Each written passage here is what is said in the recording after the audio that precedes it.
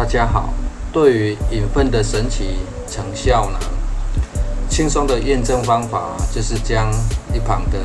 引粪槽开封啊。不过呢，目前防潮效果实在太好了也就一直舍不得开封。前院呢也还没有整理到位实在无力再整理后院一直有个崇尚自然生长的种植方法，希望种下作物后呢，蚯蚓先生小姐可以自动帮忙施肥但这理想种植的方式呢，目前仍存在太多不可控的因素在山不转路转，路不转人转的懒人精神支持下呢，决定改个方式直接找有大量引粪出现的位置呢进行种植，算是直接跳过吸引蚯蚓上门的设计规划所以才会把小种菜跟凤金白菜呢选种在这个位置。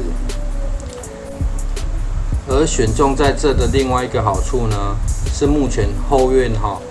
并没有种植其他叶菜类自然也可大大的降低虫害因为呢纯引粪土呢会过于疏松所以得先将下方的土呢多少挖一点真正的土壤来进行中和过于疏松的土壤呢，在幼苗还很小的时候呢，当你要浇水的时候，就会产生一些困扰很容易造成植株倒塌而加入土壤之后呢，日后反而可以让植株的根系呢抓得更稳固因为叶菜类的种子呢，通常会比较小颗因此将种子跟干燥的沙土呢，先进行混合搅拌撒种的时候呢，可以比较均匀，这是比较常见的种植手法。至于是否真的有比较均匀等长出来的时候我们再来看看。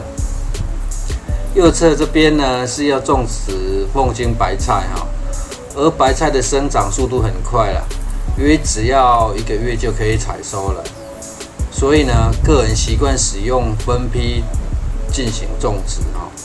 这样可避免白菜呢集体同时呢进入成熟期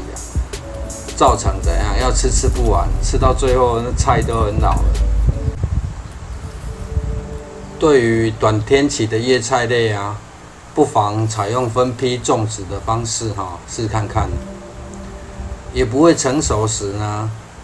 得不断同时一直吃同一种菜那真的是很累30天可采收的菜呢，建议是每10到15天可以撒种一次若怕忘记时间呢，就可以固定每2个星期撒种一次，这样呢就可以固定为星期6或是日比较空闲的时间呢来撒种。接着左边呢是要种小松菜之前的影片有介绍过青松菜这应该都算是芥菜的改良品种。细嫩的程度是小松菜最为细嫩再来是青松菜，最后是芥菜。而这有个小细节顺便提醒一下，因为这种子都很小颗所以在取土搅拌种子之前呢，要先取地面上的引粪或沙土这样会比较干燥别等松土以后呢才取土进行搅拌会更容易均匀接着要不要猜猜看为何要在两边的通道呢各挖一个凹槽？后面呢还会看到一些奇奇怪怪的安排不过这都是配合环境及设施的种植方法。反正家庭种植呢，要适时的给点乐趣会有趣许多而这也是不希望家人插手个人种菜过程的原因因为很多时候的巧妙安排或是实验，却被认为是在瞎搞事实上呢，明明就看不懂为何要这样做，还老是意见一堆，而这也导致呢后续的一些影片无法上片的原因啊。再来利用点时间来聊一下家庭种植的优势啊。有些叶菜类呢，明明比原始的品种好吃啊，但是呢，你并不容易在市场上买到。仔细推敲原因呢，最可能的原因就是因为呢，这些叶菜类呢，改良以后呢，太细致了。若是采用大量种植呢，会很难进行采收跟运送啊，因为一不小心碰到那叶片呢，叶片就会断掉了。这也是之前采收菜的时候呢，都需要拿个桶子来装，再送出去啊，真搞刚的对啊。不过呢，这种菜呢就很适合家庭种植来吃。浇完水之后呢，一般就完成了种植程序了。除非你种植之后呢，也会出现后面的状况才需要多做这一步了。忠实的观众朋友呢，可能已经猜到为何需要做这样层层的防护啊？只差没挂上请勿打扰的牌子了。因为呢，后院已经有一只虎视眈眈的大黑怪Coffee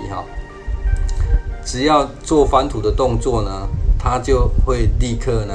用它的前后脚四脚并用直接把它修整到它满意的状态了。接着呢，这是让它自然生长10天后的状态了。因为期间呢多少还有飘点小雨所以连水也没有浇了。现在除了发现呢已经长出幼苗之外呢，上方又出现了许多引粪，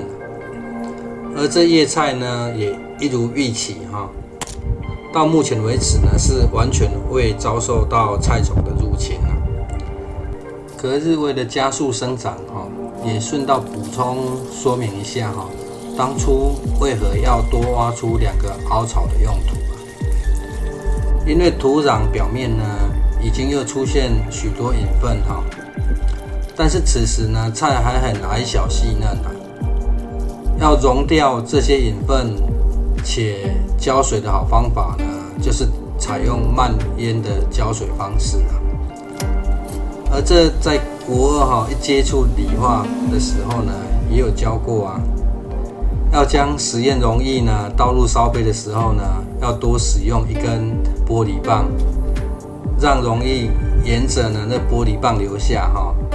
来避免溶液溅出来中间呢这专注呢自然就是玻璃棒的角色了。不过呢，重点是这菜看起来是不是很细嫩？谢谢收看。